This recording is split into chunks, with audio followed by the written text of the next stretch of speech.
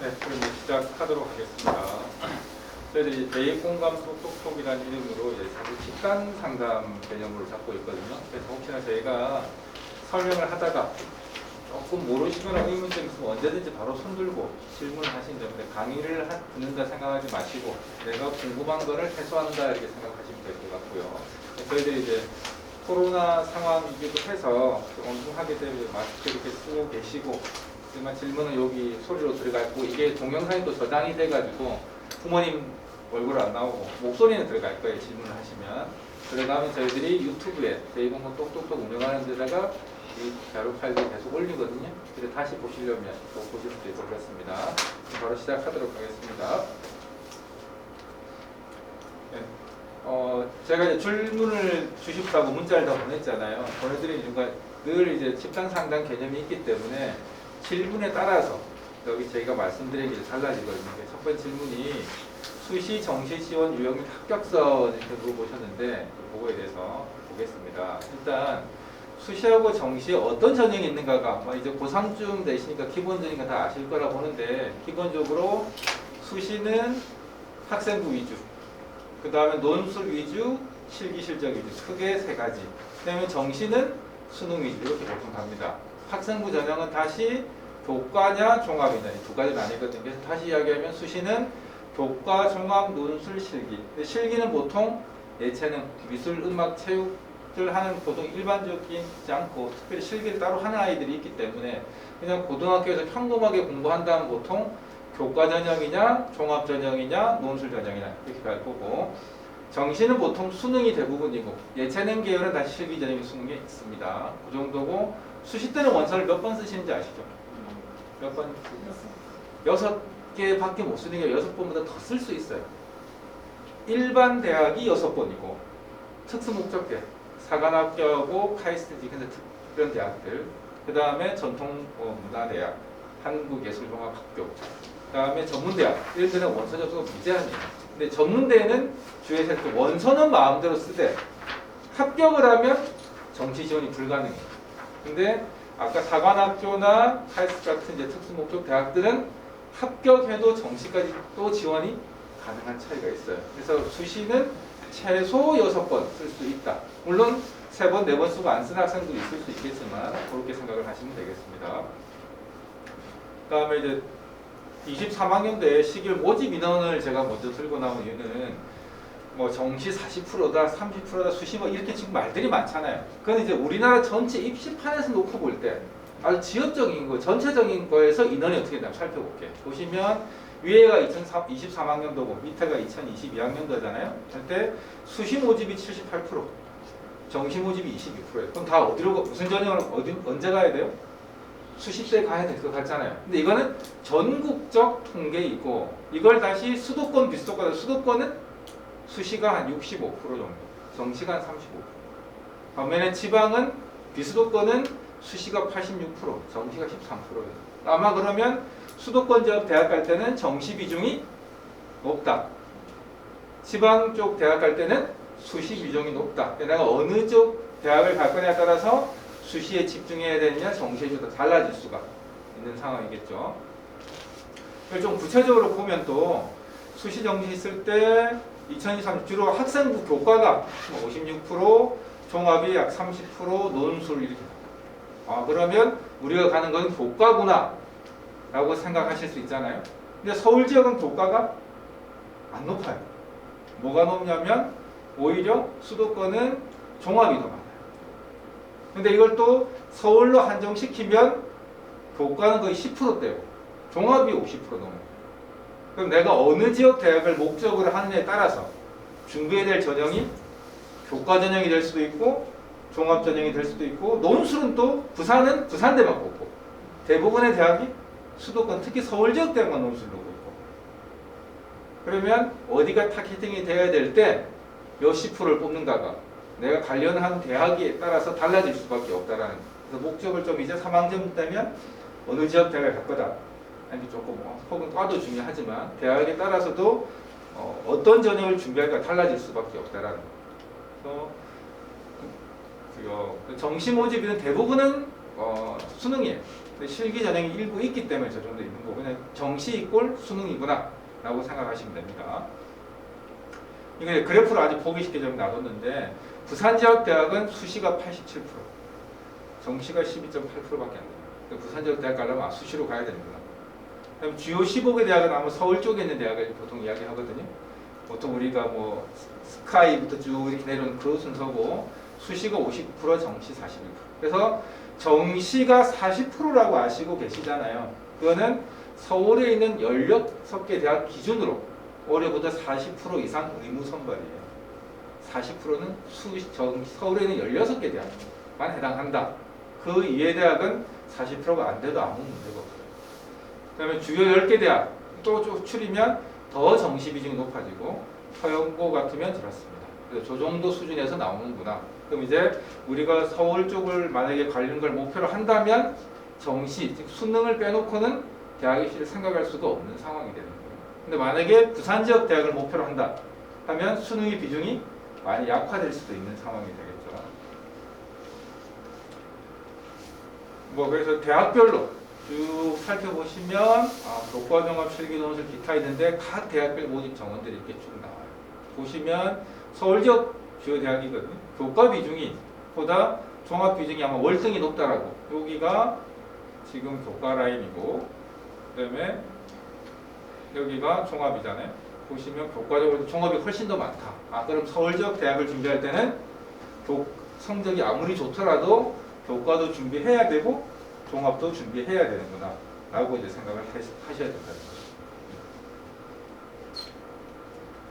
그 다음에 정시 보면 이렇게 정원이 있습니다. 이거는 뭐 어디서 찾아보실 수 있는 거니까 보시고 생각하시면 되는 것 같고, 부산 지역 대학은 압도적으로 수시의 비율이 아주 높아요. 그것도 교과의 비율이 아주 높기 때문에 부산 지역 대학 갈 때는 교과를 아주 신경을 많이 써야 되는구나.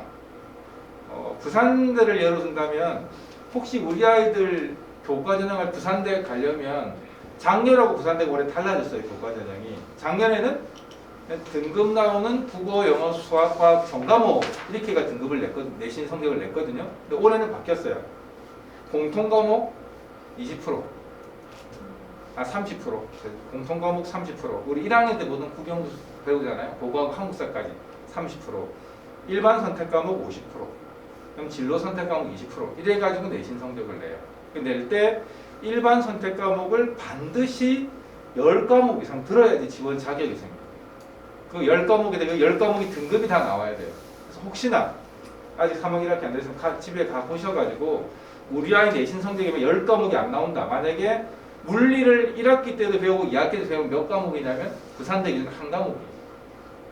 물리 1학기 때 배우고 지구과학 2학기 때 배우면 2과목인데 같은 과목을 1학기에 쪼개서 한 과목으로 치거든요. 그래서 그렇게 계산해가지고 일반 선택 과목 2학년 때 3학기 되면 등급 나오는 과목이 10과목 돼야 돼요. 국어, 영어, 수학, 자연계열은 과학, 인문계열은 국어, 영어, 수학, 사회. 그때 일반 선택 과목 한국사는 공통 과목이기 때문에 안 들어갑니다. 그 과목 숫자를 10과목이 안 되면 지원 자격이 안 돼요. 쓰자마자 불합격이에요. 그래서 꼭 그거를 확인 한번 해보셔야 돼요. 간혹 가다 보면 안 되는 학생이 있더라고요. 꼭 챙겨 보시기 바랍니다. 정시는 이렇게 없고 인원이 작아 보이지만 사실 수시 때 부산 지역에서 아마 올해는 거의 이월이 좀 작았지만 많은 대학들이 이월이 많아져요. 그러니까 소위 말 부산대, 부경대, 동아대 이월이 많기 때문에 정시 숫자가 12.5%밖에 안 되지만 실제로는 그건 상당히 더 많이 늘어난다. 2월 때문에. 2월은 나중에 조금 이따 제가 다시 설명 더 드릴게요. 그럼 이제 가는 방법이 교과, 종합, 논술, 정시, 수능 이거 4개라고 그랬잖아요. 요 4가지 유형으로밖에 못 가요. 갈 수 있는 것. 입시가 아무리 복잡하다고 부모님들이 말씀하셔도 분류는 4가지. 교과 전형이냐, 종합 전형이냐, 논술 전형이냐, 수능 전형이 이 4가지밖에 없어요. 우리 아이가 가는 패턴이. 실기는 예체능계로 따로 있다면 그러면 교과 전형이나 종합이나 논술의 정시에 중요한 거 딱 2가지 있어요. 첫 번째 뭘까요? 공통점 한번 찾아보세요. 교과 전형, 종합 전형, 논술 전형 정시에서 중요한 거. 기품? 이렇게 빨간 거 보이시죠? 뭐예요? 다 교과 다 들어가요. 교과 전형이 제일 중요한 거 교과겠죠. 종합전형에서 부모님들은 생활기록부에 기재된 정성평가 선생님이 써준 게 제일 중요하다 하지만 그게 안 중요하다가 아니고 더 중요한 거는 내신 성적이에요. 내신 성적이 어느 정도 될 때 써준 비교과가 효과를 발휘하는 거지 내신 성적이 안 되면 아무 의미가 없어지는 거예요. 논술 전형도 교과 더하기 논술인 경우가 많아요. 물론 아닌 데는 교과가 의미가 없죠. 들어가는 데는 교과가 0.1점이라도 높은 거예요. 만약에 0.1점이 내가 교과에 져야 다른 아이보다 그럼 내가 논술을 한 문제 더 맞춰야 되는 상황이에요. 그래서 그 영향력이 적어 논술 한 문제 차이만큼 있어요. 근데 1등급하고 5등급도 논술 한 문제 뭐 부분 문제 1등급하고 3등급 논술 한 문제예요. 그 정도로 격차는 좁아요. 근데 내신이 낮다면 그걸 논술 문제를 더 맞춘 걸로 뒤집어내야 되니까 내신이 좋은 문제로서 좋은 거예요. 정시 때 작년까지는 수능 보고 교과 보는 데는 교대밖에 없었어요. 근데 올해 대부분의 교대들이 작년부터 내신 성적을 보지 않아요. 그래서 내신이 큰 의미가 없는데 내신이 올해부터 엄청 중요해진 학교가 있어요. 혹시 어딘지 아세요? 작년까지는 수능 100%로 정시를 보다가 올해 내신 성적을 보겠다라고 발표한 대학이 서울대. 서울대가 내신 성적을 대입에 반영하겠다. 그것도 정성평가 학종 스타일로. 그래서 내신을 볼 때 숫자만 보는 게 아니고 컴퓨터과학과 올 때 어떤 과목을 주로 들었나. 물리학과 오는데 만약 생물을 들었다. 물리 안 듣고 생물하고 지구학을 들었다면 부정적 평가를 받을 수 있는 그렇게 정성평가적 요소가 개입이 됩니다. 그래서 만약 혹시 최상위권 대학, 그다음 연대고도 내신 들어가거든요. 할 때 대학들은 교과를 신경을 쓰셔야 됩니다. 끝까지 3학년 2학기 때 되면 애들이 다 이제 소위 말해서 내신은 쓸데없다 해가지고 안 보고 그냥 이렇게 넘어졌다면 혹시나 최상위권 대학을 준비하는 학생은 그랬다가는 큰 거 다칩니다. 그거 주의해 주시고 두 번째 뭐 있어요 어머니? 수능 해제가 돼 있잖아요. 수능 교과 전형에 서울 지역 대학들 주요 대학 대부분은 최저학력이 있어요. 서울대조차도 뭐 교과는 아니지만 최저학력이 있고 고대도 있고 다 있어. 없는 데는 연세대밖에 없지만 연세대 오는 아이들 수능 성적이 엄청 낮은 아이가 내신이 엄청 좋을 리는 없을 거니 상당히 있다고 봐야 되고 종합 전형할 때도 일부 대학은 최저학력이 있어요. 서울대 최저학력이 있고요. 고려대 있고 연세대 있고 이화대 있고 서울 쪽에 그다음 뭐 홍대도 몇 군데 있고 부산대도 최저학력이 있어요. 그럼 수능 봐야 된단 말이고 논술 칠 때 대부분의 대학이 최저학력이 있죠. 없는 대학은 한양대 정도 그렇게 되고 수능 들어가고 당연히 정시 때 수능은 매우 중요한 요소죠. 그러면 우리 아이들은 대학을 가기 위해서 두 가지는 확실히 해줘야 돼요. 교과하고 수능. 교과는 우리 아시겠지만 대부분 끝났죠. 아마 지금 3학년 올라갔는데 등급 나오는 과목이 한두 세 과목 정도밖에 안 될 거예요. 그냥 나머지는 전부 다 진로 선택이라서 ABC만 나오죠. 우리 공부를 어느 정도 할 거니까 ABC, A는 충분히 받을 수 있을 거라 보면 내신 부담이 상당히 좀 줄어들었어요. 거꾸로 이야기하면 우리 아이가 내신 올릴 방법은 없는 거예요. 혹은 내신이 안 해도 떨어지지도 않아요. 변화가 없어요. 그럼 이제 우리가 변화시킬 수 있는 건 이 시점에서 뭐? 수능하고. 두 가지만 잘하면 대학은 잘. 입시가 어려운 건 우리 아이 내신보다 더 좋은 대학, 우리 아이 수능 실력보다 더 좋은 대학을 원하니까 어려운 거예요. 수능이 전국 1등이나 이거 부산대 만약 일반 뭐 경영학과를 가려면 세상 쉬운 일일 거예요. 근데 어쨌든 모의 목표는 내 실력보다 좀 좋은 데를 가고 싶어하는 게 뭐 다 인지상정이니까 그것 때문에 열심히 공부하고 잘 찾아보고 하는 거겠죠. 근데 어쨌든 우리 아이들은 뭐만 두 개만 잘하면 돼요. 내신 공부 열심히 하고 수능 공부 열심히 하고 두 개만 하면 대학 가기는 어쩌면 아주 쉬운 길이 있을 수도 있어요. 그다음에 성적이 얼마쯤 되냐 어느 대학에 전국에 있는 모든 대학을 다 찾기는 어려울 거고 그래서 이제 성적이 어디에 있냐면 혹시 어디가 사이트 아세요? 데이포털 어디가라는 저 사이트가 있고 밑에 여기 보시면 전형 평가 기준 결과 공개라는 말이 있죠. 들어가면 요거 딱 누르시면 이렇게 나와요. 학생부 종합 교과 수능에서 밑에 8번에 전형 결과 보이죠? 요게 있어요. 그래서 이걸 누르시면 이렇게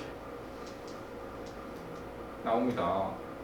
뭐 어느 학교에 인문계열의 모집 인원이 몇 명이었는데 경쟁률이 얼마였고 충원은 얼마였고 합격자 50% 컷이 1.1 얼마, 그 다음에 70% 1.3 얼마, 이 정도였다. 그러니까 이렇게 쭉 다 공개가 돼요.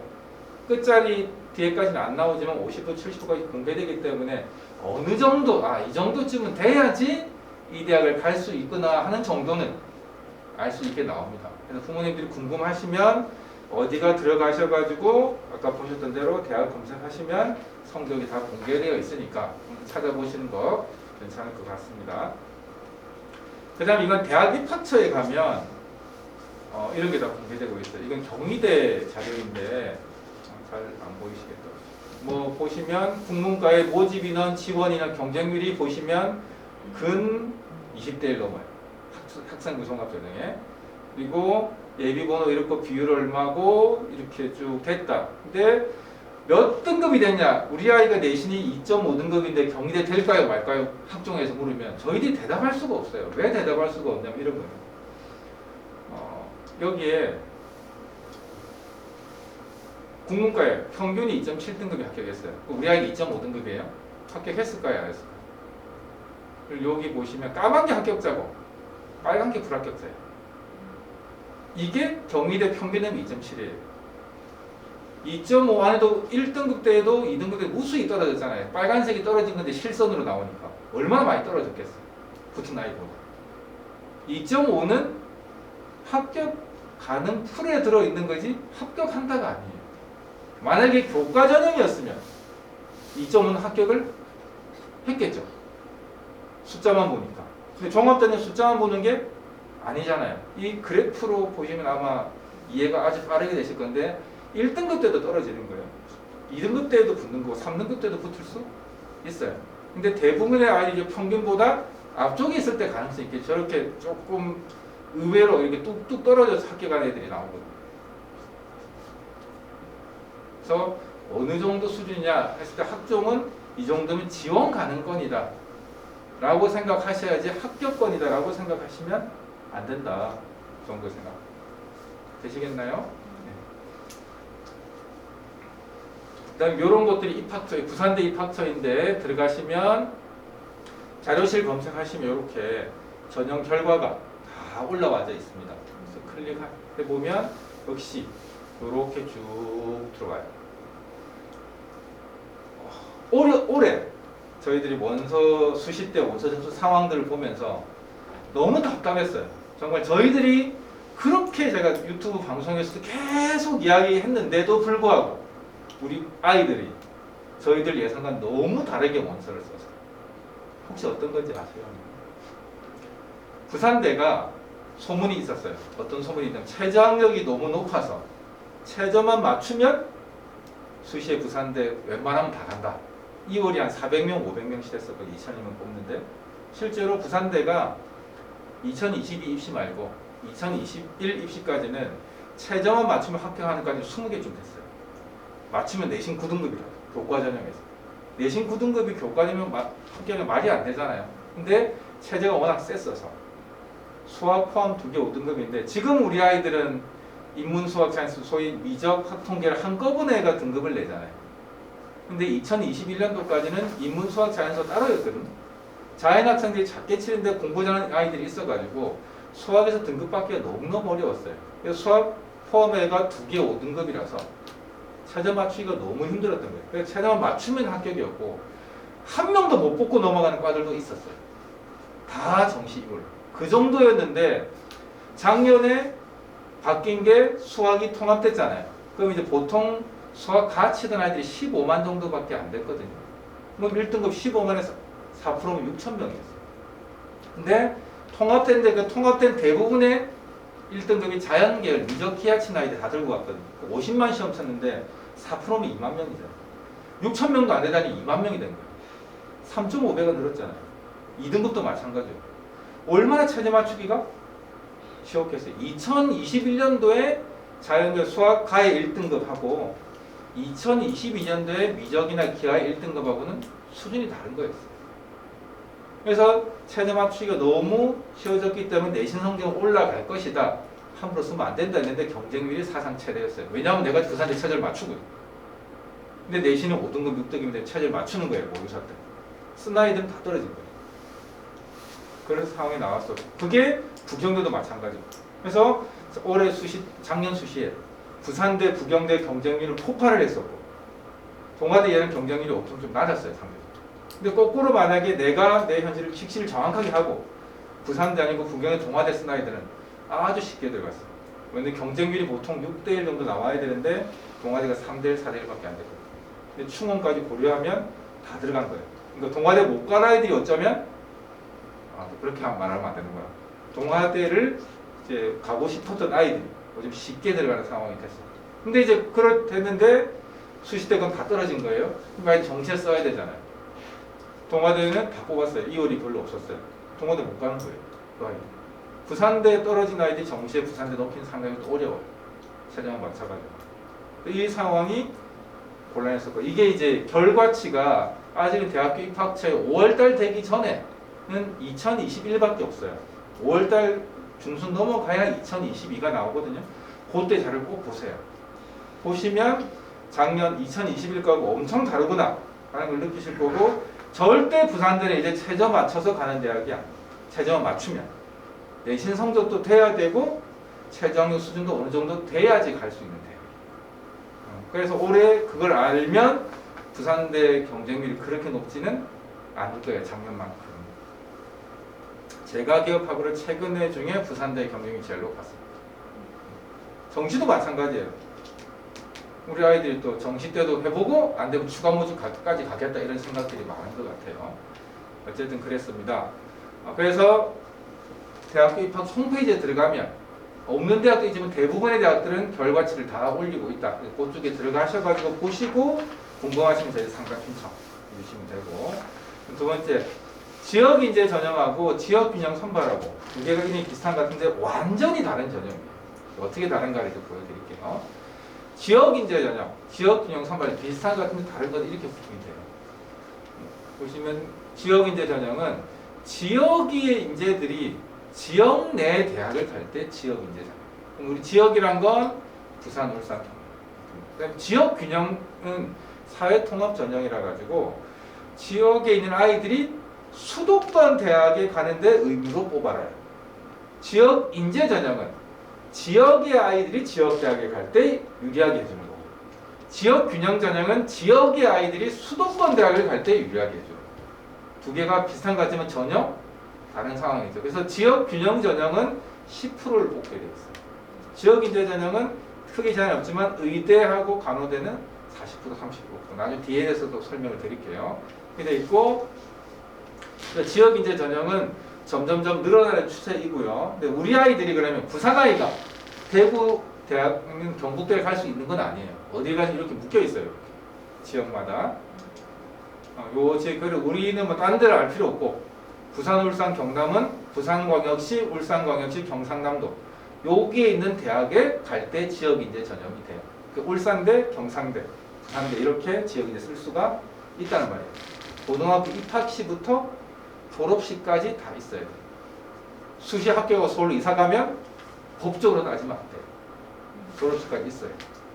3월 1일 날 입학인데 3월 2일 날 대구에서 전화가 왔어요. 안 돼요. 입학 시부터 졸업식까지 꼭 이렇게 지켜주셔야 됩니다.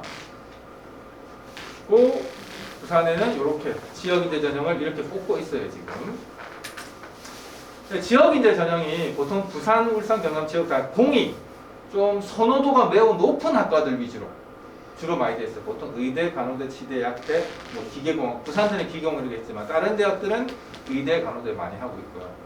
경성대부터 보시면 경성대 제일 핵심과가 약대. 그래서 약대를 지역인재 총 50명 뽑는데 15, 30%. 고신대 또 간호의에 뽑고요. 동아대, 의예, 간호. 그다음 해당 동아대는 다른 과들도 뽑아요.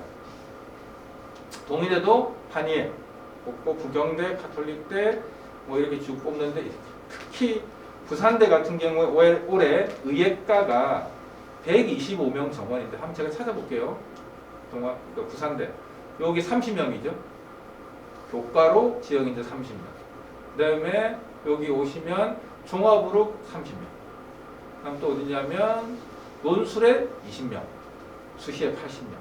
그 다음에 정시에 20명. 도합 125명 중에 100명을 뽑아요. 그럼 부산대 의대 가려면 서울 지역 아이들은 못 가는 거예요. 어느 지역 아이들이 해야 돼? 부산, 울산, 경남. 그럼 부산에 학교가 약 100개 있어요. 울산, 경남 아이들은 오겠지만 산술적으로 하면 한 학교에 한 명은 부산대 의대, 보건무, 치대, 간이대를 갈 수 있는 상황이에요. 전교 1등 하면 부산대 의대를 갈 수 있어요. 단 조건은 뭐를 맞춰야 돼요? 최저학력 맞춰야 돼요. 최저학력도 많이 쉬워졌어요. 삼합사. 쉽습니다. 이게 삼합사가 뭐 그리 어렵지 않아요? 근데 정시 때는 111이에요. 국영수, 과 전부 올릴 받아야 되고 그냥 96, 96, 96, 99는 못 가요. 높은 1등. 근데 수시 때는 삼합사 받고 가면 되는데 올해 부산대 지역 이제 의대 교과 전형으로 최종 커트라인이 1.1대요. 1.1x. 그만큼 내신 성적이 매우 좋아야 되는 상황. 종합은 1.6도 있고 7도 있는 것 같은데 교과 전형은 1.1 정도에서 공격 되더라고요. 어쨌든 나오고 그래도 지역 인재로 가기가 훨씬 유리합니다. 보시면 그래서 지방 애들이 2023학년도부터 올해부터죠. 의대, 약대, 간호대 지역 인재로 40%, 간호학과는 30%입니다. 의무로 선발을 하게 되어 있습니다. 네. 질문. 의대는 30% 지역 40%. 인재로 40% 네. 지역 인재를 뽑는다고 하는데 그 시행계획에 보니까 아예 없는 영어로 나오는 대학들도 있더라고요. 네. 그러면 40%를 계획에 반영 안 해도 되는 거예요? 이게 시행 계획은 어머니 다 우리 언제 나오죠? 2학년 4월 말에 나왔잖아요. 그죠? 근데 이 법이 언제 작년 6월에 바뀌었어요.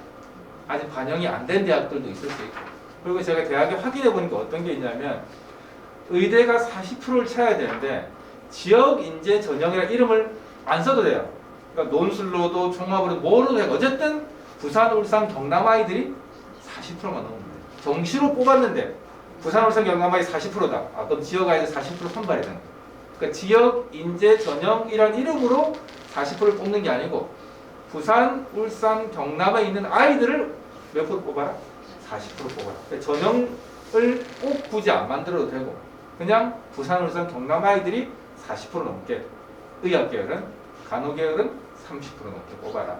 이렇게 생각하시면 돼요. 그래서 없는 데라도 있어요.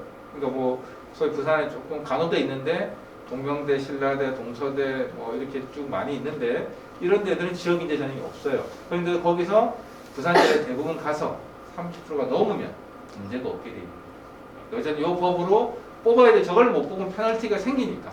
그리고 대학들은 아마 저렇게 법을 이제 내년쯤 되면 아마 그걸 넣을 것 같은데 올해는 2022년 4월 말에 발표가 됐었고 법이 뒤에 바뀌었기 때문에 그게 아마 제대로 이름을 못 바꾸고 있는 것 같아요. 되셨죠? 그 다음에 지역 균형 선발은 아까 어떻게?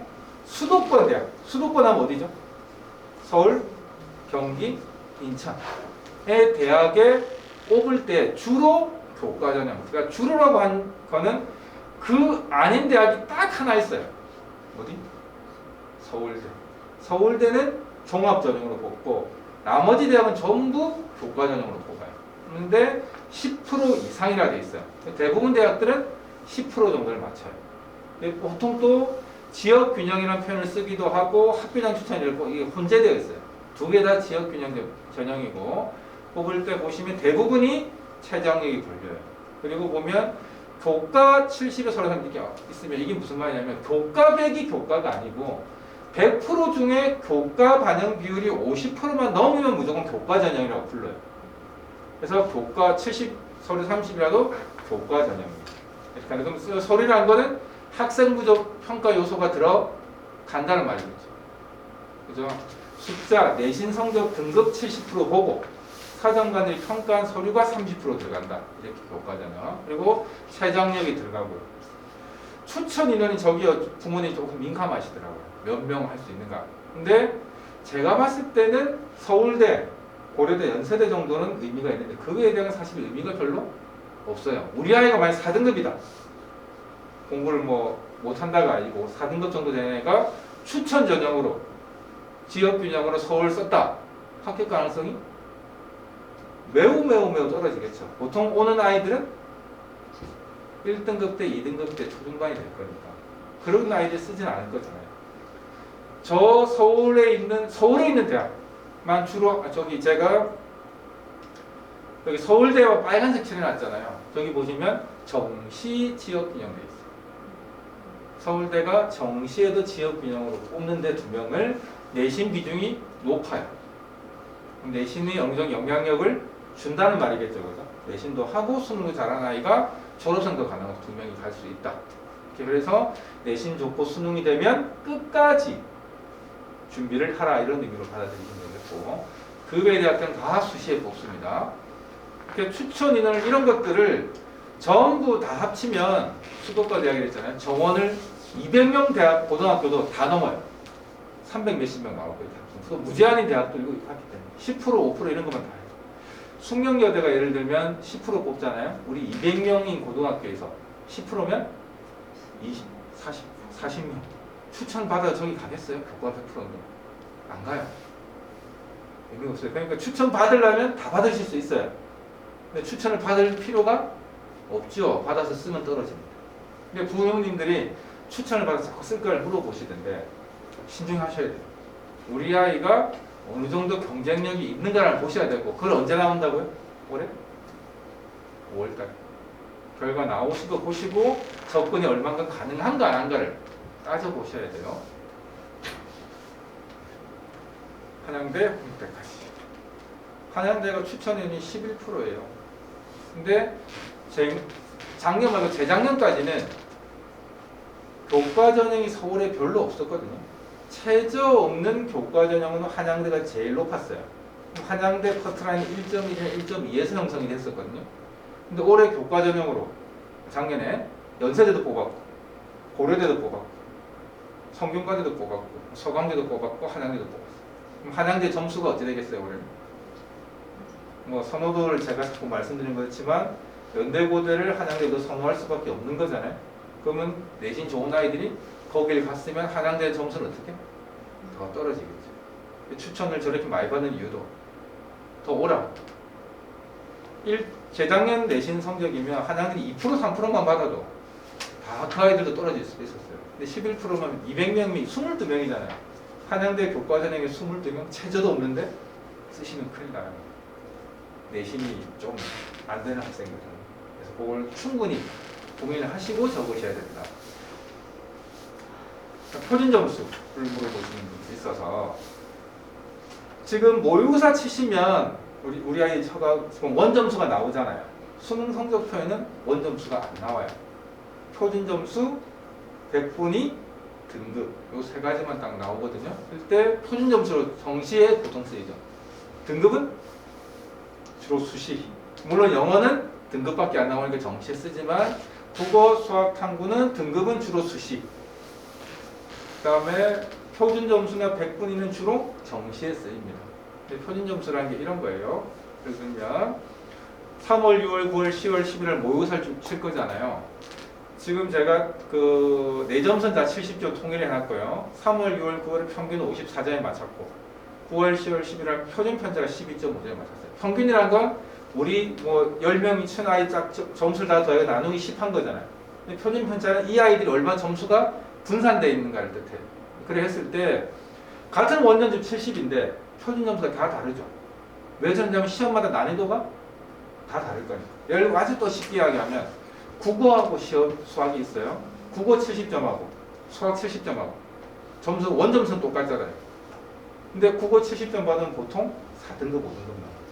수학 70점은 2등급, 3등급 나올 수도 있어요. 차이는 평균이 국어는 우리나라 말이니까 높게 나고 50점 되나 수학은 3, 40점 나올 수 있고 다른 거예요. 근데 만약 원점수로 대학을 간다 그러면 국어 잘하나 수학 잘했을 때 수학이 더 다른 애들 상대적으로 잘했는데도 불구하고 똑같은 평가를 받으면 뭔가 불합리해서 이거를 표준 점수로 만드는 거예요. 만드는 방법은 100점을 200점으로 만들어요. 여기 제가 만드는 공식이 이렇게 돼요. 평균이 50점짜리 문제, 사탐, 과탐 평균이 50, 원점수가 50점 만점이잖아요. 50점짜리 평균이 19.1이에요. 그럼 이걸 무조건 50점으로 만들어요. 중간값. 근데 표준 편차를 무조건 10점으로 두고 분산을 시키는 거예요. 그럼 수학 같으면은 200점 만점이니까 평균이 몇 점? 30 몇 점인데 100점으로 만드는 거예요. 평균 편차는 20점 두고. 그래서 시험 난이도가 어려울수록 최상위권 아이들은 200점에 가까워지고 점수가 낮은 아이들은 더 0점에 가까워지고 이렇게 돼요. 그래서 보통 어렵다 싶으면 표준 점수가 보통 140대 후반. 이번에 작년에 불수능이라 했잖아요. 국어하고 수학이 다 140점대 후반이었죠.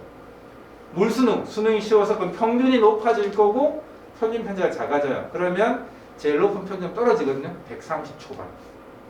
그래서 130, 40대로 왔다 갔다 해요. 근데 3등급부터 4등급 정도 되면 무조건 이 아이 평균 점수 몇 점이 되겠어요? 그러면 평균에 가까워지니까 몇 점? 100점에 수렴하게 돼요. 그래서 3, 4, 5등급 이런 아이들은 표준 점수에 큰 영향이 없어요. 늘 그 점수 그대로예요. 근데 난이도에 따라서는 1등급의 상위권 아이들 점수가 엄청나게 격차가 나요. 이해되셨나요, 그럼? 이거 하는 건 점수를 상대 평가를 하기 위한 보정이다 라고 생각하시면 될 것 같습니다.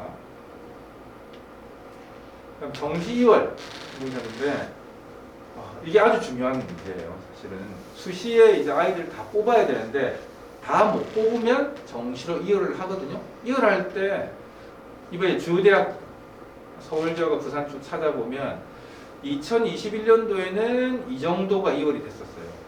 근데 2022년도에는 이거밖에 안 됐어요. 다 줄었죠. 왜 줄었을까요? 다 숫자가 마이너스가 됐잖아요. 전부 다 전년도보다 2월이 작아졌어요. 뭐 때문에 작아졌어요? 일단 정시 2월 1월 그 말아야 돼요. 이유는 기본적으로 1번, 2번이 거의 주예요.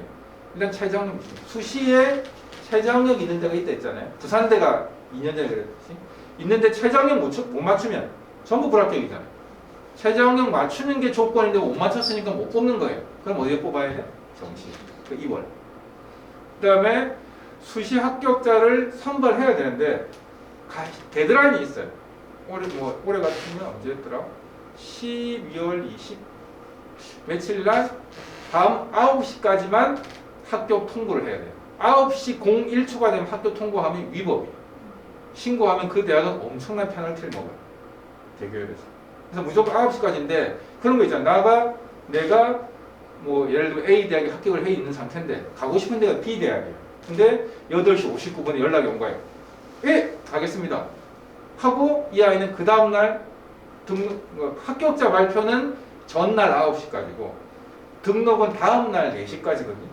그럼 내가 8시 59분에 예, 가겠습니다 했어요. 그럼 이 A 대학이 안 알려주고 그 다음날 B 대학에 등록하는 거예요. 그럼 A 대학은 한 명이 빠져나갔잖아요. 뽑을 시간이 없었죠. 그래서 이걸 됐거든요. 이해되시겠죠? 아이들이 없어서가 아니고 못 뽑는 경우들이 생겨요. 의대나 뭐 경영까지 좋은 과들도 그렇게 해서 빠져나가는 경우도 심심찮게 있어요. 그 데드라인을 정해놓은 거예요. 그럼 어떻게 뽑느냐? 정시 2월은 대부분은 경영학과에서 뽑는다. 그러면 이제 정시는 몇 번 써요, 원서를? 가군 한 번, 나군 한 번, 다군 3번이잖아요. 근데 예를 들면 부산대학교의 경영학과는 가군, 나군, 다군 중에 딱 하나의 군만 고를 수 있어요. 가군에서 뽑고 나군에서 뽑고 이렇게 못해요. 가군에서 경영, 나군에서 경제 이렇게는 되는데 경영학과는 무조건 한 군에서만 뽑아요. 그럼 내가 정시면 경영 뽑겠다 하면 뭐 10명 뽑기로 했는데 수시 2명 2월 됐어요. 그럼 어떻게 하면 돼요? 12명 뽑으면 돼요. 이게 보통 대학생 일반적으로 쓰는 거예요. 정시 2월에는 다 원래 뽑던 애들 딱 합쳐져요. 그걸 언제 할 수 있냐면 정시 원서 쓰기 전날 혹은 당일날 되면 대학들이 변경된 모집인을 발표를 다 하게 돼 있어요. 넘어오는 거예요. 이렇게. 근데 아쉽게도 이제 넘어오는 인원수가 상위권 대학은 점점점 줄고 있어요. 이유가 뭐냐면 정시에 이 대부분 대학들이 40% 뽑아야 되거든요. 2월이 많이 되면 정시에 뽑아야 될 인원들이 너무 많아지잖아요. 부담스러우니까 가급적 수시는 전부 수시에 다 뽑고 정시를 안 넘겨요. 그래서 이렇게 쭉 점점 줄어들고 있다. 부산대도 체대 때문에 많이 줄었어요. 그리고 정시 선발 방법 두 번째 보시면 일부 모집장에서 보통 사회배려 대상자라든가 아니면 학생부 종합을 특별히 우리는 계속 이렇게 뽑겠다. 연세대 국제학부가 대표적이에요. 연세대 국제학부는 수시때 못 뽑으면 정시에 학종에서 또 뽑고 그리고 농어촌 전형이라든가 아니면 사회배려자 이런 경우에도 보통 학종으로 뽑겠다 하면 그렇게 뽑는 경우들이 있어요. 따로 별도로. 그래서 가끔씩 어머님들이 보시다 보면 정시 모집 요강에 모집 인원 0명해가 표시해 놓은 학과들이 있어요. 근데 아마 넘어올 거니까 뽑겠다 라고 해서 0명 표시해 놓은 경우들도 있습니다. 이렇게 넘어간다. 이해되셨죠? 그다음 대입 정보를 찾고 싶을 때 이게 잘 모르면 찾아야 되잖아요. 아까 제가 잠깐도 언급했었는데 제일 찾기 쉬운 데가 어디냐면 어디가. 저기 들어가시면 다 있다 보시면 돼요. 특히 제가 빨간 걸 여기 대입 정보 센터에 되어 있잖아요. 여기 이제 대학 학과 전형명은 뭐냐면 여기 탁 누르고 들어가시면 어느 대학 무슨 과 전형 탁 누르면 몇 명 뽑고 정년도 이런 거 다 나와요. 그다음에 성적 분석 여기 있는 거는 여기에 성적 분석 회원가입하고 성적 분석을 누르면 우리 아이의 내신 성적과 모의고 성적을 다 넣을 수 있어요. 그걸 가지고 연동해가지고 작년도 결과값하고 비교해 볼 수 있게 돼 있어요. 그래서 다 가능하시면 내신 성적을 뭐 넣어 놓으시면 편리하게 이용하실 수 있고 대입정보센터 누르고 들어가시면 이렇게 돼 있어요. 대입 안에 대입 전략 자료 시작이 있거든요. 여기 보시면 제가 아까 체육을 물어보신 분이 있더라고요. 체육이 있고 체육에 관계된 모든 내용들이 여기 전부 다 나와요. 체육 특기자 전형, 일반 전형, 종합 전형 쭉 다 나와서 여기 클릭해 보시면 우리한테 딱 맞는 거 부산 지역 체대 어떤 게 있고 무슨 점 몇 명 뽑는다 다 있어요. 그래서 그걸 찾아보셔도 되고 두 번째 이거보다 더 정확한 자료는 어디에? 대학교 입학처 있어요. 대학교 입학처 들어가면 이건 이제 특히 동아대인데 들어가시면 역시 여기도 부산대 같이 다 나와 있어요. 제공을 다 하거든요. 다 보시면 돼요. 그다음에 학생부 종합전형이 궁금하다 하면 요즘은 법이 엄격해져가지고 학생부 종합전형의 가이드라인을 대학들이 전부 다 나오게 돼 있어요. 그럼 여기에 들어가면 우리는 뭐 인성을 몇 프로 봅니다. 인성이란 어떤 겁니다. 뭐 발전 가능성은 뭡니다. 몇 프로 봅니다. 이런 걸 다 미리 제시하게 돼 있어요. 들어가서 이 책을 다 찾아보시면 어디 있다고요, 이 책이? 각 대학교 입학처. 고려대 학생부 종합 가이드북은 고려대 입학처 공지사항.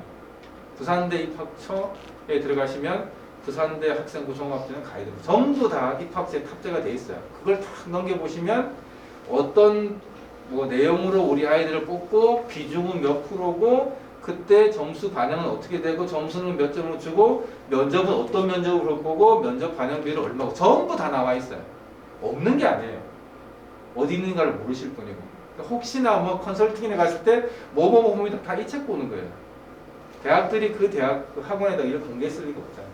저걸 보고 어떻게 해석을 잘 하는가가 제일 중요한 문제예요. 꼭 원하시는 대학이 있으면 일단 들어가셔서 읽어보세요. 그 다음에 면접 문제도 모르시는 분들이 있어요. 선생님, 고려대학교 일반 전형에 심층 면접하는데 어떻게 해야 될지 모르겠어요. 대학교 들어가면 전년도 기출 문제 다 나와있고 정답과 모범 답안까지 있고요. 그 다음에 실제 시연한 동영상까지 다 탑재가 되어 있어요. 보시는 거예요. 근데 안 찾아보셔서 그게 선행학습 영향평가라고 이름이 기재되어 있어요. 보고 보시면 되고 논술 같으면 논술 가이드북도 있고 그 안에 기출문제도 있고 모의 문제도 있고 모범 답안도 전부 다 나와 있고 채점 기준까지도 다 나와 있어요. 그걸 보시면 저희들도 그거 보고 알아요. 딴 거 보고 아는 게 아니고 보시면 됩니다. 그리고 저희들이 뭐 여기 보시면 대입공감 똑똑톡에 작년도 2020년 3월 20일에 학생부 종합전형이란 어떤 거다라고 강의해 놓은 게 있어요. 저희 공감 똑똑톡 들어가시면 쭉 차트를 다 있으니까 찾아보시면 되고 올해도 이제 아마 하게 되겠지만 그게 시간에 따라 순차적으로 할 거니까 뭐 종합이 가이드에 크게 바뀐 상황이 아니니까 찾아보셔도 될 겁니다. 그 다음에 이거 아마 여기 통해서 들어오신 거잖아요. 이렇게 들어오시면 저희들이 오늘은 집단 상담인 거고 우리 아이 개별적으로 물어보고 싶다 하시면 이렇게 진학 상담 지원 여기 있습니다. 보시면 대입 길마중 대면 상담, 대입 지원관과 함께 대면 상담 있거든요. 저희들이 이제 이름은 두 개로 분류했는데 대입 지원관과 함께 하니까 낮에 하고 그러면 낮에 하니까 학생들은 올 수가 없겠죠. 방학은 올 수 있지만 낮에 하는 거는 대입 지원관과 함께 하는 거고 밤에 학생과 같이 올 수 있는 거는 대입 길마중인데 그건 이제 일선에 있는 진학 담당 교사 저희들이 이제 모셔가지고 상담해주고 낮에는 저희들이 차이가 두 개가 있습니다. 다 신청을 받아서 하시면 되고 그 다음에 똑똑톡을 저희들이 계속 운영하고 있는 건 아실 거고 연중으로 갑니다. 매주 수요일. 근데 이제 30회 제공에 있어서 빠지는 달도 있을 거고 수요일 날 계속 한다라고 생각하시면 되고 그 다음에 요거 이제 지원관과 하는 거 하루 카레 1시간 기준으로 넘어가고 있고요. 들어가서 보시면 언제 신청할 수 있는 거 다 나옵니다. 20일 전에 신청하실 수 있어요. 그 다음에 길마중 대면 상담 역시 마찬가지로 신청이 가능하니까 들어오셔서 개별 상담 신청 받으셔도 되겠습니다. 그 다음에 안 되면 길마중 다 아시죠? 들어가면 여기에 부산시내 진학 담당 교사 80분이 들어가 계시거든요. 그래서 상담 올린 거에 대해서 성의 있게 답변하고 그냥 답변을 한 분이 하시는 게 아니고 한 분이 답변하는데 모니터링 하신 분이 8분이 계세요. 그분들이 지켜보시고 이게 상담이 잘 됐는가 안 됐는가 하고 만약에 제대로 안 됐으면 저희들이 다 카톡으로 보내가지고 수정하시래가 답이 정제되어 올라오셔요. 그래서 전문가 집단이 상담을 해결해주고 있다 생각하시고 들어와서 물어보셔도 될 것 같습니다. 부산교대 초등교직 적성자 전형에 물어보신 분도 있었어요. 부산교대는 수시에 초등교직 적성 전형하고 지역인재는 두 가지를 뽑아요. 이 두 개가 있는데 보이시죠? 비교를 해보시면 초등교육과에 74명 뽑고 정원 내고 이것도 초등교육과고 119명이에요. 지원 자격이 고등학교 졸업이 된다. 그럼 아무나 된단 말이죠. 여기는 누구만? 부산, 울산, 경상도 이게 지역인재들이 이렇게 차이가 있어요. 그것 빼고는 뽑는 방법이 똑같아요. 서류 100, 서류 100. 그 다음에 2단계는 면접 40. 그 다음에 서류가 앞에 있어요. 60. 똑같아요. 지금 뽑는 방법이. 인재상도 똑같아요. 그럼 왜 분리해놨느냐? 부산에 있는 아이들을 울산, 경기에 더 많이 뽑겠다. 전형 방법은 똑같아요. 보는데 교대도 엄청나게 달라졌어요. 요거 뽑을 때가 2020년도 2021 자료. 2022자료가 아직 안 올라왔거든요. 그리고 2021 자료인데 이때는 1단계가 2배수로 뽑았어요. 근데 작년에 1단계를 3배수로 뽑았어요. 왜 그랬을까를 제가 설명해요. 보시면 초등교육 적성자 여기 보면 총 94명을 뽑기로 되어 있잖아요. 지원율이 7.46대 1이었고 등록은 합하면 71명밖에 안 했네요. 23명이 등록 안 했어요. 이 아이들 어디 갔을까요? 7점 몇 대 1이었는데 23명을 못 뽑았어요. 교직적성사에서 2배수 뽑아놨는데 여기 보시면 있어요. 추가 합격이 교직 적성이 34에 59 하면 93명이죠. 근데 면접고사 결시자 보세요. 31명 더하기 63 하면 94예요. 아까 제가 1단계 몇 배수? 2배수를 했잖아요. 근데 93명 뽑는데 2배수인데 93명이 안 왔어요. 그럼 실질 경쟁률은 1대 1이었죠. 저래 되는 거예요. 그러니까 교대가 2배수만 뽑았다가는 지금 큰일 나는 거예요. 아이들이 없어가 못 뽑는 상황이 벌어지니까 3배수로 올린 거예요. 이때는 거의 1단계 통과하면 합격이에요. 지역인재도 119명 뽑는데 추가 합격자 보세요. 19에 40이고 결시까지 합치면 107명이네요. 거의 다 뽑힌 거예요. 이 정도. 그 정도로 심각합니다. 그래서 수시에서 합격하면 1단원 통과하면 되는 정도였어요. 근데 수시 1차 통과하기가 엄청 어려운 거예요. 왜냐하면 평균이 보시면 초등교직 최고가 1.09, 뭐 평균하고 1.96, 여학생은 1.73, 지역 인재는 1.82, 그다음에 여학생 1.8 이 정도. 1등급 대 아니면 교대 지원이 현실적으로 어려웠었다는 거죠. 정시는 근데 정시는 어땠냐면 남자 평균 92%, 96%가 1111이잖아요. 92%면 12, 그러면 최저는 얼마냐? 89대2잖아요. 그럼 2222 받으면 합격이었어요. 여학생은 87%, 2223이요. 그러면 정시가 어려서 쉬웠죠. 근데 이렇게 보면 아 정시로 교대 가는 게 쉽겠네 했는데 작년에 또 엄청나게 교대의 그 정시가 바뀌었어요. 어떻게 바뀌었냐면 너무 교대는 전인 교육이 목표예요. 근데 주로 교대 가는 아이들은 인문계열 아이들, 자연계열 아이들. 인문계열 아이들이 많이 가잖아요. 근데 그럼 교대가 전인 교육 하려면 수학과학도 관심 있는 와이는 그게 안 되니까 수학과학에 가산점을 줬는데 그걸 좀 제가 봤을 때 교대가 뭐라 할수 좀 과도하게 준 것 같아요. 어땠냐면 작년에 바뀐 게 여기 있거든요. 수학 선택은 기하 또는 미적분의 5% 가산. 5% 얼마 되겠나 하는데 부산교대는 100분위로 가요. 90% 받은 아이와 95% 가요. 부산교대가 재작년에 저희들이 360%에 보통 나왔어요. 그러니까 90, 90, 90, 90. 아까 제가 2 했잖아요. 그러면 90, 90, 90, 90면 360면 한 1, 2% 여유가 있었겠죠. 그 정도에 나왔어요. 근데 올해는 우리가 380%에 났어요. 왜 그래 됐냐면 자연계열 아이들이 수학을 잘했잖아요. 교대증 가려면 1등급 중 95%인데 95%에 200점으로 환산을 하거든요. 여기 보면 800점 만점이라서. 그러면 가끔 국어, 수학, 영어 다 각각 200, 200, 200, 200. 그러면 100분위를 곱하기 2 해야 200이 되잖아요. 그럼 95점이 얼마가 돼요? 곱하기 2 하면 190점이잖아요.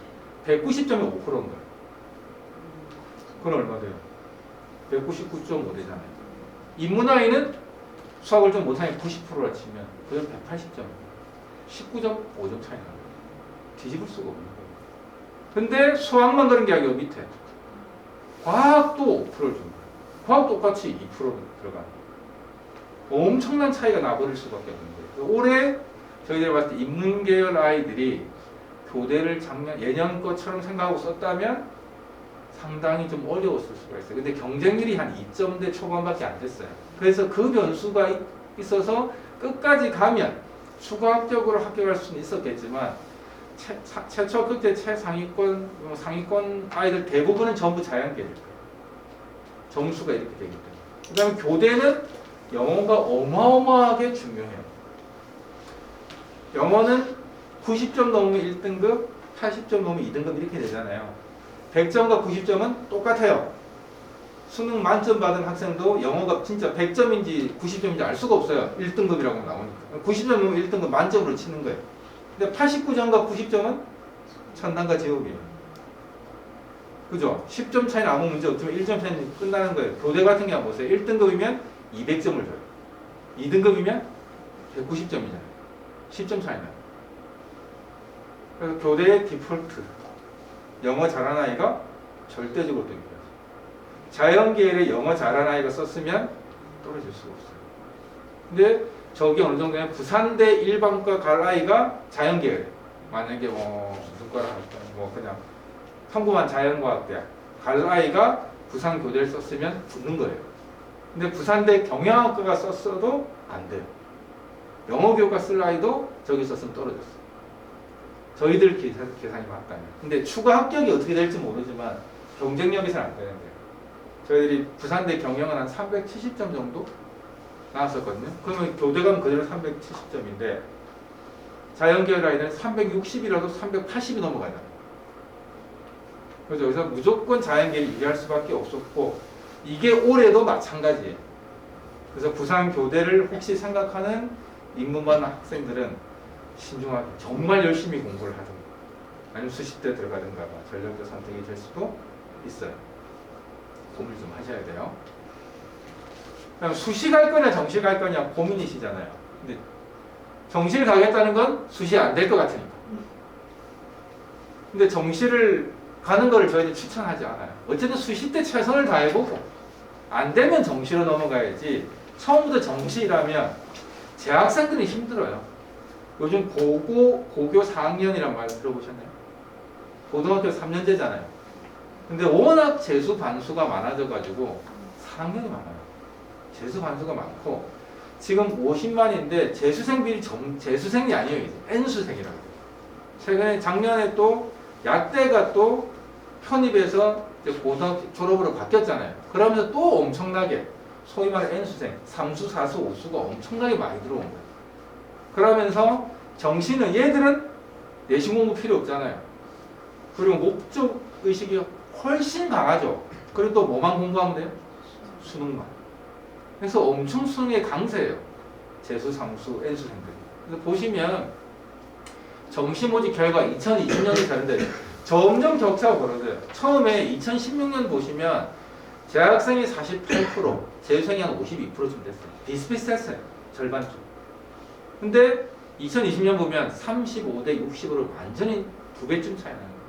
올해 더 됐을 수도 있어요. 거의 수도권 아니고 서울 지역 최상위권 대학은 70% 이상이에요. 재수생이. 그러면 재수 정시 비율이 40% 됐다. 그 40% 됐으면 실제 40%이고 사실 몇 프로예요? 재학생한테는 10%예요. 10%. 재수한다면 30%지만 재수 이상 한다면 현역으로 간다면 10%밖에 안 되는 거예요. 저 인원수가 좀. 서울대도 마찬가지예요. 파란색이 재학생인데 점점 비율이 떨어지고 재수는 폭증하고 있어요. 이유는 공부 잘하는 애들이 재수를 하는 거예요. 소위 더 좋은 대학을 한 단계 높여가기 위해서. 공부를 못하는 학생들은 한 번 더 해도 큰 변화가 없으니까 안 하는데 재수생이랑 반응 그게 더 어려워요. 보시면 이게 증명돼요. 재학생과 졸업생 수능점 차이예요. 아까 제가 표준점수가 딱 중간 평균을 100점이라 했잖아요. 그 100점 만들 때 재학생은 97.1점이에요. 재수생은 109.6점. 저기 합쳐져가 100점이에요. 몇 점 차이? 12점. 이게 19년이고 20년도도 안 달라요. 96점하고 109점 더 벌어져요. 2021년 거 제가 못 봤는데 보면 더 했을 수도 있어요. 저 정도 점수 차이를 가지고 있는데 재학생이 나 엄마 제가 수능으로 갈래. 말리죠. 그래서 수시 때 내신이 좀 약해요, 서류가 약해요. 어떻게 그래도 해봐요. 그러면 안 되는데 수능이 좀 강세다. 그러면 교수는 없으면 논술. 아니면 수시에 최저학력이 높은 대학 있잖아요. 예를 들면 서울 같으면 고려대, 인문 같으면 4개 7등급, 자연 4개 8등급 상당히 높아요. 올해 고려대가 수시에서 정시율이 비교적 많이 됐어요. 이유는 인문에서 4개 7등급이거든요. 맞추기 어려워요. 사탐 2개 평균이. 맞추기만 하면 합격이었던 과가 고려대는 속출을 했을 거예요. 제가 못 봤지만 저희는. 그럴 수밖에 없는 거예요. 수학은 1, 2는 없는 거예요. 3부터 시작하는데. 4개 7등급이면 나머지는 1, 2 받아야 돼요. 사탐이나 과탐이 1, 1 받는 학생이 의외로 작아요. 어려워요. 보통 1, 2, 공부 잘하는 학생도 한 문제 틀리면 2등급이거든요. 사탐이나 과탐. 특히 사탐은 만점 받아도 운 없으면 2등급 들 때도 있어요. 그 정도로 1, 2 받는 게 엄청 어려운 상황이기 때문에 고려대 최저만 맞추면 합격한 과들이 많았어요. 그래서 정시 어떻게 준비할까요? 하시면 일단 수시부터 하시고, 그리고 준비를 우리 아이가 보신 어머님이나 아버님 판단하실 때 내신과 수능이 있을 때 어디가 더 강세가 있다는 걸 잘 아실 수 있을 거잖아요. 그죠? 수능에 강세가 있다면 수능에 중점을 두시되 수시에 최저학력 높은 전형으로 좀 쓰시고, 만약에 수시 내신이 좀 더 높고 수능이 좀 낮다, 적극적으로 수시에 가셔야 돼요. 이해되시겠죠? 제가 오늘 준비한 건 여기까지인데 혹시 질문 있으시면 하시면 답변 드리겠습니다.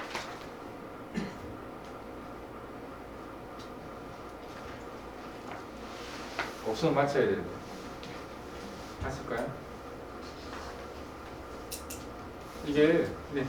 아니 학교마다 내신 성적이 같은 등급이라도 그 문제 수준이라든가 다 다르잖아요. 혹시 그거 학종으로 들어갔을 때 학교별로 이걸 좀 영향이 미치나요? 우리 학생이 어느 학교 나왔는지를 모르잖아요. 그걸 안 적나? 네, 이제 블라인드 평가가 이루어지기 때문에 어느 고등학교 나왔는지를 몰라요. 근데 아는 건 있어요. 어떤 건 아냐면 이 아이가 죄송한 말씀이지만 과학보다 외고다 국제고다는 알아요. 자사고인지는 몰라요. 외고 국제고 과학은 특수목적 고등학교이기 때문에 과학고는 과학에서 심화 그게 들어가고 외고는 외국어에서 그게 들어가요. 일반 인문계 학생이 안 배우는 걸 배우거든요. 그게 등급이 나와요. 근데 일반 고등학교가 과학고나 외고의 과목을 들고 와서 들으면 등급이 안 나온 진로 선택과목 바뀌어요. ABC가 나와요. 근데 어떤 특정 과목인데 예를 들면 국제 무슨 과목인데 뭐 그게 등급이 나왔다면 이 아이는 국제고 이해가 되지? 심화 영어가 들었는데 등급이 나왔어요. 그럼 이 아이는 외고인 거예요. 그 정도는 알아요. 근데 이 학교가 공부를 잘하는 학교인지 못하는 학교인지 몰라요. 근데 성적표를 보면 또 알아요. 공부를 잘하는 아이들이 모이면 평균이 보통 높고 표준 편차가 작아요. 좀 학력 수준이 전반적으로 떨어진 학교면 평균이 낮고 표준 편차가 엄청 커요. 그럼 그거 보고 이제 학생들의 수준이 알죠. 그 정도 가지고 근데 이 아이를 뽑겠다 안 뽑겠다 이렇게 할 수 없어요.